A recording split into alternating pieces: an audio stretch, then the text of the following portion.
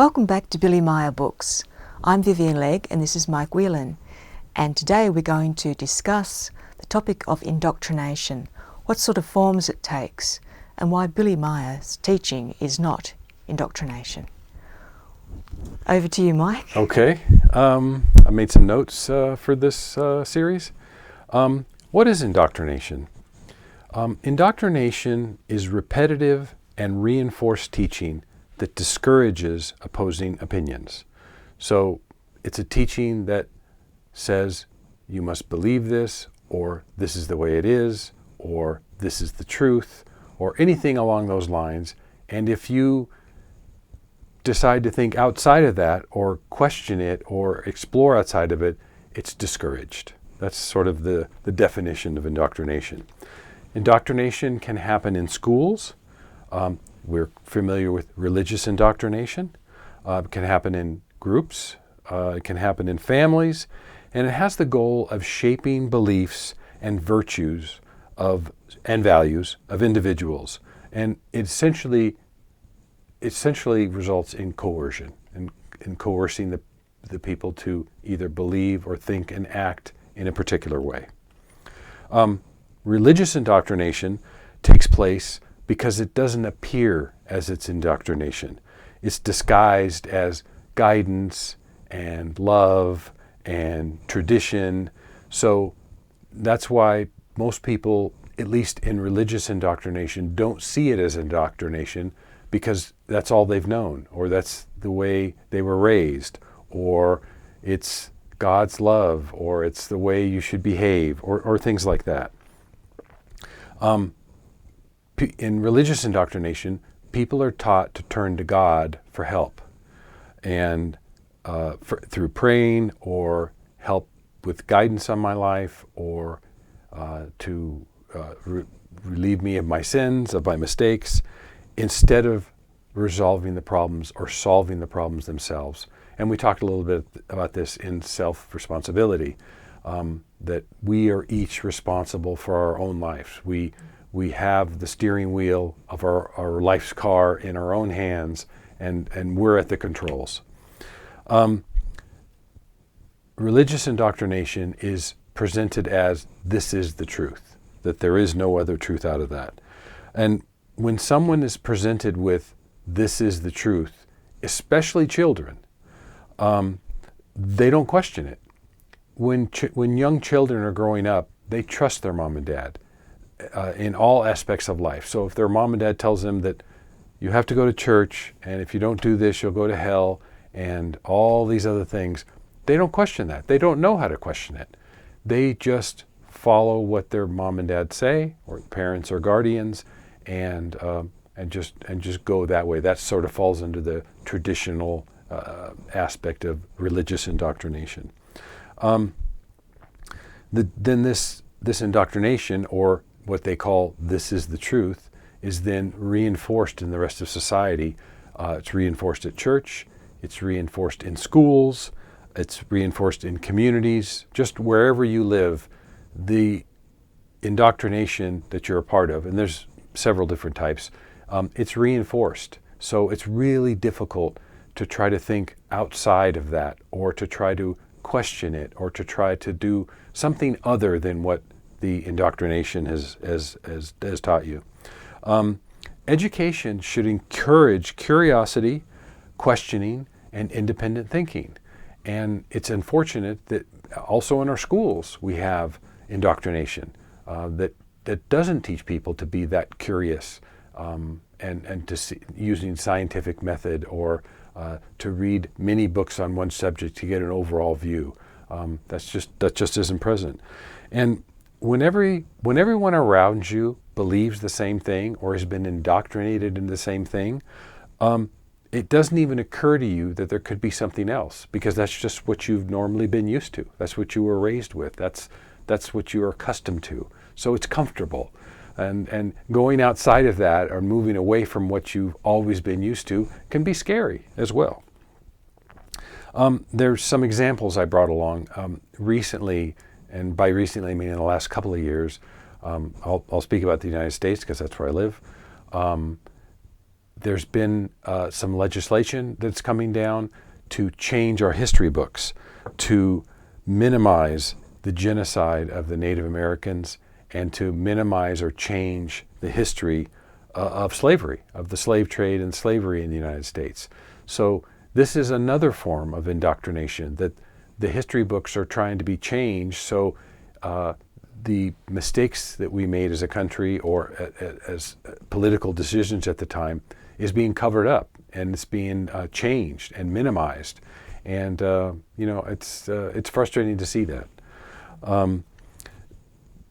Believing in, at least for religious indoctrination, they teach that belief is the way to follow God, to pray to God, to do all those kinds of things. But it's belief without any evidence, or without any compelling evidence, that's for sure. So that's essentially what I wanted to talk about, on the indoctrination side. So I guess I go back to you and say, why isn't Billy Meier's teaching indoctrination? Because I from time to time I get, FIGU's a cult and it's no different. This is the truth. Many of the same things you could hear in an indoctrinated society or an indoctrinated organization, such as religious indoctrination, it could be said, or be claimed about Billy's teaching. So why is it not? Why is Billy's teaching not indoctrination? Right. And especially when you're talking about, people insist that this is true, nothing else is true. Well, how is this different then? Because, that this is the book of truth, and so on and so forth. The most obvious answer is that it's full of explanations about the necessity of thinking things through, testing them, not accepting them until you find them to be true yourself. Don't even believe Billy Meier. The teaching that we are studying, provided by these people, is said to have, it was formulated and worked out by the universal prophet Nocadamian.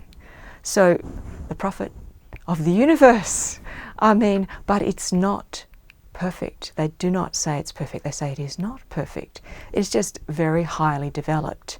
And so they say, well, this is the truth, just the way any expert in a topic, a relative expert, would talk about, this is how you do a haircut, this is the truth about how one cuts hair. It's the same thing. Once you get a certain level of ability, you can present it with confidence. But if that very teaching explains that you've got to test it for yourself, it's what is true is no value to you. If you don't perceive it, use your cognition, your cognizance, make it your own knowledge, have the experience, make it into your own wisdom, it's of no value to you. It's no better than a belief. So don't believe Billy Meier, it says. Don't believe this teaching. Test it. Make it your own. Don't accept it until you find it true. And the whole process of one thing I think about is all this repetition. Do people think that's, indoctrination? Because you read it and Billy explains the same thing so many times in different ways for thoroughness, for the sake of thoroughness. But we ourselves have chosen to accept that. And if someone is reading this material without thinking, it's possible that, it may happen because people come from religious backgrounds to this material. So it may be that there are people who are following the FIGU teaching and self-indoctrinating with it. Mm-hmm. But that's not according to what it says at all. So it's nothing to do with belief, and belief would impede the reception of, the true information.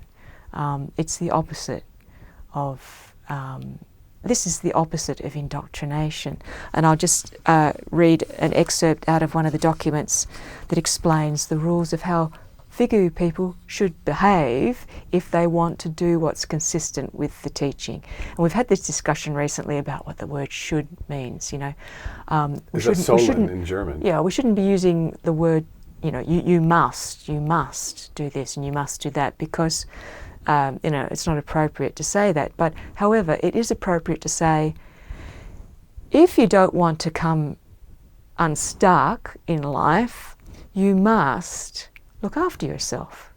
You know, that's just logical, but that doesn't mean that I'm saying you must do this. You know, it's not, you don't have to obey me.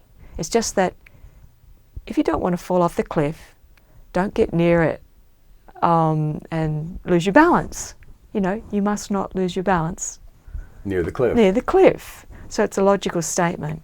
Anyway, I'll read you what this particular item says. Okay. 21 in the document, oops, where have I got it? The most important FIGU rules, right? Number 21. In the FIGU, every human being is given the importance and the right to spend enough time to thoroughly contemplate something that has been heard or read in the creation energy teaching. That is, the teaching of the truth, the spiritual teaching, the teaching of life. Because only by really concerning oneself with the teaching in a really deep-reaching, thought, feeling-based form, and having one's own thoughts and feelings about everything, and also by one opening oneself to one's way of life, one's shaping of life, and one's zeal in life out of one's very own interest and will, can one find and recognize reality and its truth. So you won't even recognize reality and its truth if you don't do it through your own initiative, through your own thought processes. It's no good to you. And that's what this says over and over again. So you cannot be indoctrinated by it if you're doing what it teaches. That's so different than what religious indoctrination teaches, where it says, this is the way you should behave, that God will guide you, that if you have a good day or a bad day, it's God's problem. If you need help, pray to God. Everything is not on your own. It's not by your own work or your own volition. It's ask somebody else to do it. The complete opposite of what Billy teaches. Yeah. So this goes back to the self-responsibility teaching. Yes. Don't wait for someone else to tell you what to think. Think it for yourself. Work it out what you should be thinking for yourself. However, we have a very good guide here that teaches you how to think for yourself. You know? Yes. So it's foolproof in that sense. Sure. And if anyone thinks it's not that way, then they just simply haven't paid attention to the content of the material. Yeah. So that's really what it amounts to. But I certainly relate to that whole thing of indoctrination. I certainly got a good dose of that with both parents being preachers. You don't question, you trust, you know, and the sweetest seeming things you just swallow.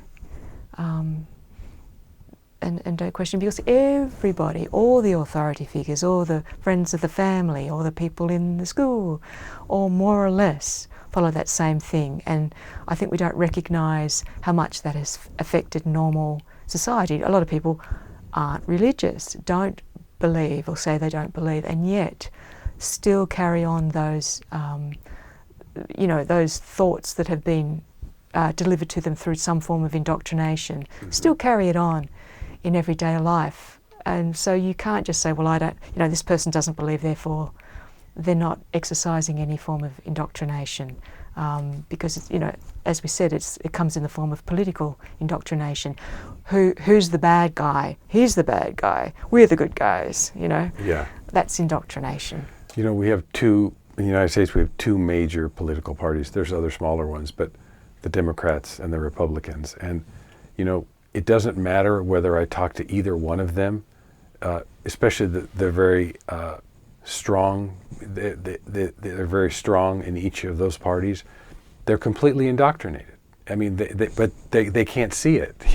They've been indoctrinated as a Democrat, or they've been indoctrinated as a Republican. And there's no other possibility outside of this little, what they stand for, what they believe. And people are just hook, line, and sinker. I mean, they can't see beyond that. They can't see anything else out of it.